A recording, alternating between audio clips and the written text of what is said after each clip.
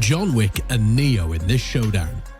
Two of cinema's most iconic badasses, who both happen to be played by Keanu Reeves, will be going against one another in a head-to-head battle. One is a trenchcoat-wearing, bullet-dodging techno-messiah, and the other's a tough-as-nails, dog-loving hitman. Welcome to 2024. In this video, we'll dive deep into John Wick versus Neo. Who would win in a fight? So which one is truly Keanu's greatest action role? Let's find out as we explore John Wick versus Neo. Fight! Round 1. Origin. John Wick, the headshot king, was an assassin in a weird, well-organized criminal underworld filled with drugs, figureheads, and money. He was the most revered underworld killer, but Wick undertook one more arduous mission to escape his bloody past after falling in love with a woman, Helen. Daisy, a beagle puppy, helps John cope. The son of a Russian mafia boss decides to steal John's car and kill Daisy in the process, ruining Wick's happy ending.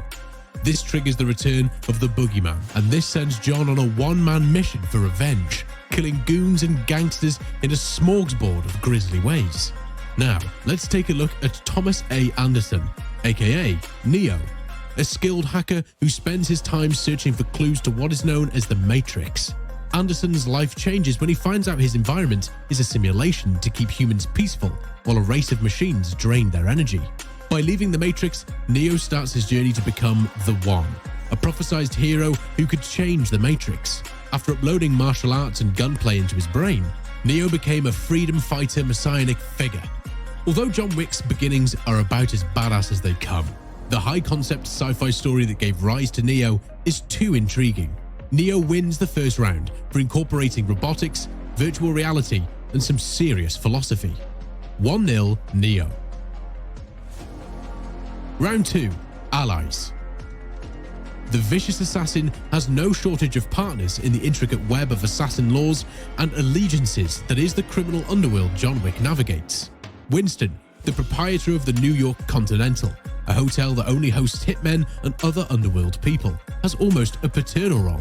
John gets friendly with Sharon, the hotel's concierge, and even confides in him to look after his dog. Not the same dog, but one he rescues and becomes man's best friend with in ongoing battles. Aurelio, a mechanic and proprietor of a chop shop, also takes care of John's treasured muscle car. The Bowery King, an enigmatic person inside the criminal underground who has power over the city's homeless population, becomes another ally for John Wick in his second film appearance. Although the two men only interact professionally, there is respect between them. On the other hand, Neo's pals are closer. Morpheus, Neo's charismatic resistance commander, leads them. Morpheus mentors Neo, liberating him from the Matrix and revealing the truth about the world. Trinity is Neo's partner and eventually love interest.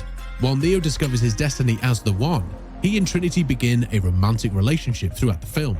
His operators, Tank and later Link, who direct him during his operations inside the Matrix, are other comrades in Neo's corner.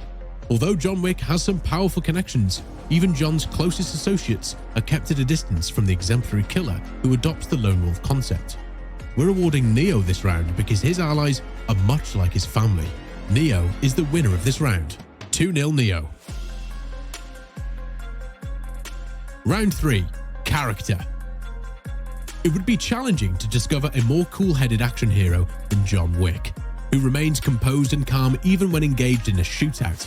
He embodies the gruff, gravelly voiced thug to a T. John never engages in warfare without his signature dapper black suit, including special bulletproof versions that enable him to survive close-range handgun rounds.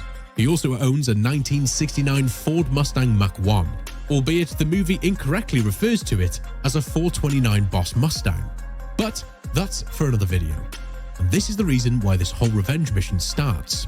On the other hand, Neo comes across as more of an ordinary person, particularly when we encounter him initially. He is less of a stoic badass and more of a man on the street overcome with panic. But, well, we'd be freaking out if unknown people in suits were trying to implant robots into our navels. The latter film saw Neo become more comfortable in his role as the One. Neo's style, however, can seem dated to the early 2000s compared to Wick's, with his most recognizable ensemble consisting of a black trenchcoat, boots, and sunglasses. Although iconic, it's more tactical than stylish. There is no doubting the timeless version of a sharp black suit, even if Neo's trenchcoat chic from the early 2000s was ahead of its time. John Wick's ability to take on the entire Russian mafia and more with a shirt and tie on means he easily breezes through this round. Round 3 goes to John Wick, taking the score to 2-1. Round 4, Cinematic. At the time of this video, John Wick has appeared in 3 full-length movies, with the 4th being released imminently. Critics and action fans praised all 3 flicks for their plotlines and action and continuation of the story from one to the next. All films directed by Chaz Stahelski and an uncredited David Leitch are compact, smart action thrillers that push the envelope in heart-pounding creativity and non-stop action. The Matrix series was certainly more groundbreaking with its cinematic sequences and special effects. The Wachowskis' first film transformed 21st century action flicks and made them world-renowned. The 2 sequels are technically impressive and feature great action, but the impact was not the same compared to the original Matrix. The last film oversold Neo as a metaphor for Jesus and veered from the series' movement to a superhero movie. Neo loses because, quite frankly, the sequels suck. John Wick wins due to the continuity between all of the movies. 2-2. It's neck and neck heading to the last round. Round 5. Abilities, power, and strength. Fight. We're not looking at who would win in a straight-up battle in this last round, because the outcome would be quite predictable. Instead, we're assessing each character's abilities. Center Axis Relock, CAR, a close combat system created by former police officer Paul Castle, is John Wick's hallmark style. John Wick's slanted shooting style lets him quickly defeat several opponents and simultaneously look badass. Wick also practices Brazilian Jiu-Jitsu and Judo, and this rapid, violent combat style gets incredible results. Looking at Neo, he possesses otherworldly abilities making him godlike, but not only because he knows the Matrix. The ability to change the laws of physics to avoid gunfire, fly and manipulate his environment cannot be matched. His operators can instantly help him master any fighting style and technical skill. He swiftly studied Savate, Kempo, Taekwondo, and drunken boxing. Neo's powers increased after becoming the Wand, giving him the ability to fly, telekinetically control objects, and even stop bullets. John Wick's combat style is easily one of the coolest to grace movie screens, but Neo's powers and abilities are so indelibly written into the fabric of action cinema that he has to take this round. Maybe someday John Wick will have a movie as iconic as Neo's bullet dodge, but until then, Neo wins round 5, and thus the fight. 3-2 to Neo. So there we have it. We've explored all aspects of John Wick versus Neo, but the champion of the battle is Neo.